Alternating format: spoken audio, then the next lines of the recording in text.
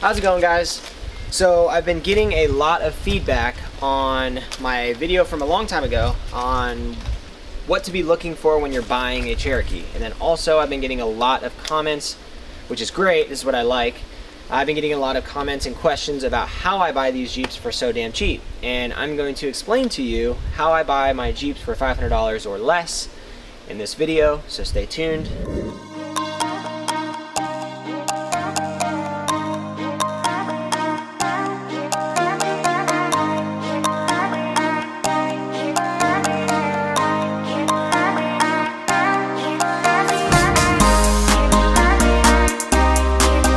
So first things first, when I say you are going to buy a $500 Jeep, that does not mean you're going to get a perfect running, excellent condition Jeep for $500. No, we are talking about a project Jeep.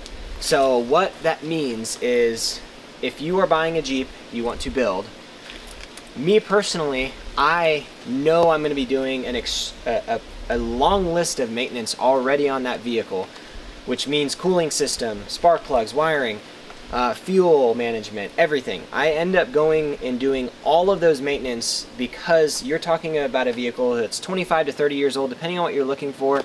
So I end up doing all of these maintenance to them anyways. So I like to buy them with engine problems already, because a lot of issues that happen with these, you end up having to do all of those maintenance things. And if you're gonna buy a Jeep for like say $4,000 and then end up having to do all of those maintenance things already on it, it just seems silly to pay $4,000 for it when you could buy a good body that may have some engine issues for $500 and then go ahead and do every single maintenance that could ever be needed on the thing for a few $1,000s, and then all of a sudden for 2,500 bucks or less you have a vehicle that you know has everything needed fixed on it, and it's extremely mechanically sound, and you know what has been fixed and hasn't been fixed.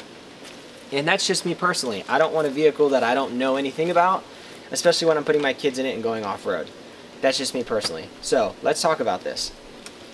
First thing I look for when I am buying a $500 project Jeep is the places I look. Let's talk that. Craigslist, Facebook Marketplace. Craigslist is starting to suck these days, so I use more Facebook Marketplace. And I usually outreach to about a 2-hour driving distance. It seems a little far for a Jeep that doesn't run, but I don't mind renting a U-Haul trailer for, you know, for $100 and then you know, ratcheting this thing onto a trailer, which is what I did with this. So that's where I look for these vehicles. So what you're going to be specifically looking for is a Jeep with mechanical issues around $1,000 to $1,500 range. And the reason why I say that is typically those Jeeps that are listed for that price, they're not getting parted out. They want to just get rid of the whole Jeep. Now if you see a Jeep that's listed for 500 bucks with issues, typically that person's already going to be parting that thing out. People are asking for stuff, and it's just not going to be worth your time. You don't want to buy a vehicle that's started to be parted out and then there's half the parts there, half the parts aren't there. So I'm looking for vehicles that are around the $1,000 to $1,500 range that have mechanical issues. And a lot of times these are people who had the vehicle, was running fine before, and usually has a blown head gasket or something in that nature, or bad transmission or whatever. Those are what I'm looking for, is something that someone was driving and something happened. They don't want to spend the money on fixing it, so they have it listed for sale so they can just get rid of it. And you may say, well, you may be lucky and they're not like that all the time. And I can assure you, I've lived in multiple places, and everywhere I've lived I've found these kinds of deals. So it's not just where I live, it's just a matter of finding the right vehicle and knowing what to look for. So start off by finding something that is $1,000 to $1,500 that has issues, okay? That's number one. Number two, you are going to look for a vehicle that has everything intact. That means there's no huge dents, there's no fenders missing, there's no paint that is that looks like crap, or, you know, just use your judgment, but find a vehicle that is well-rounded as far as the body goes. And I'm gonna say this vaguely, find a vehicle that has a manageable amount of rust. A little bit of rust is not the end of the world, it's fixable, but if it's not manageable and it's rusted out on every panel, then it's just, you may be into it a lot more work than wanted. So look for those things, a solid body. I buy these things for the body. It has to have the motor, obviously, and transmission and everything with it, but I'm mostly buying these for the body, and that's why I get them so inexpensive. And that's what I tell people too when I'm buying the vehicle. I say, look, you know, I'm buying this for the body. I'm going to rebuild it. If I can get the motor running, great. If not, motors aren't the end of the world on these things. They're not very expensive to put a new motor in. That's if you know what you're doing, I should say. So you're looking for that, those two things. Another thing, third thing is you want to ask a lot of questions. So when you find the vehicle that may be a possible project, you want to start messaging that person, making sure it's legit. You want to make sure it has a clean title, because you don't want to buy a wrecked vehicle, put in a few $1,000s of aftermarket parts and maintenance and all this stuff, and then you have a salvage vehicle that's not worth crap or may have issues down the road. So, not saying that rebuilt titles are bad. In my situation, I like to have a clean title so I can recoup some of my investment down the road if I plan on selling it. So you want to be looking for stuff like that.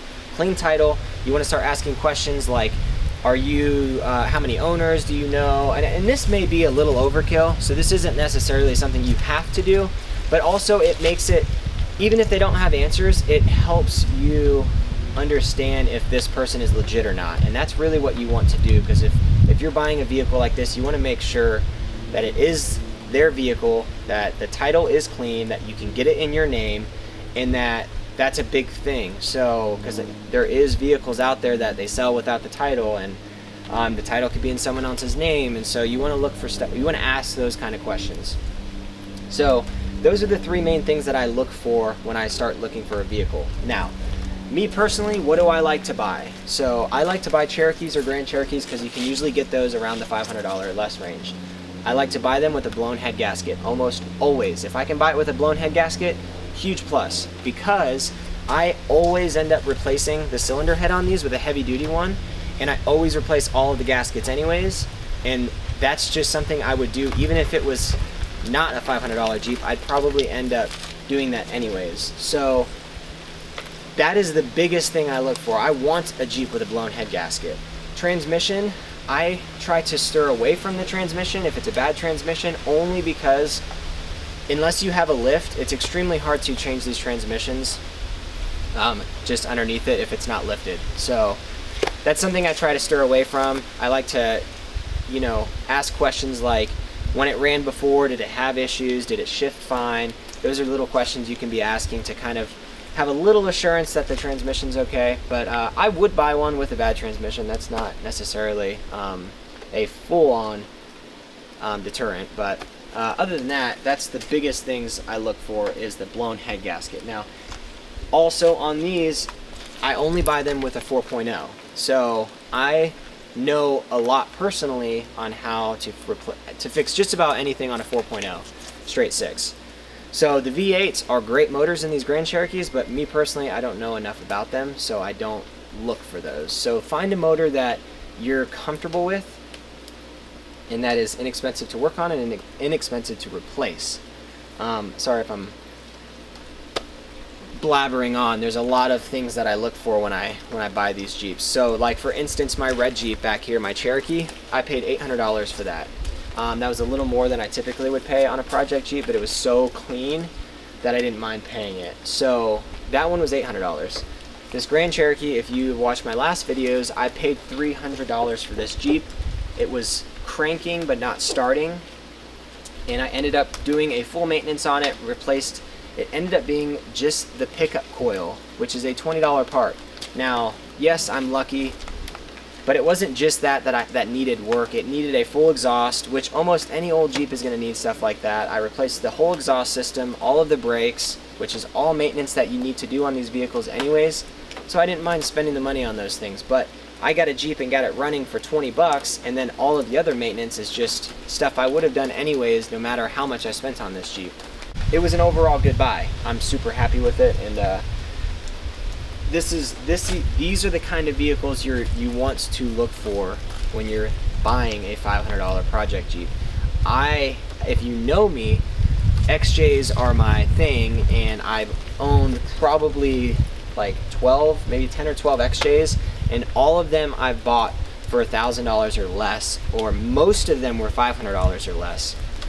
And that's because I just look for ones that have issues. I like to find things that have potential, and you have to look for that when you're buying those vehicles. So anyways, I hope that this is a helpful video for you. If you have any questions about a vehicle you're thinking about buying or looking at, comment below or message me on Instagram. I'm usually way quicker at responding on that.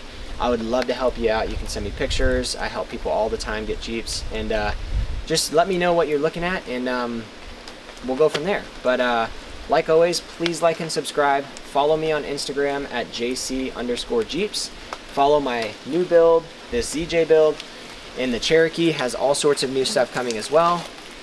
Next week, if the weather is nice, I'm going to be putting a lot of new parts on the ZJ. So I say a lot of new parts, like two upgrades.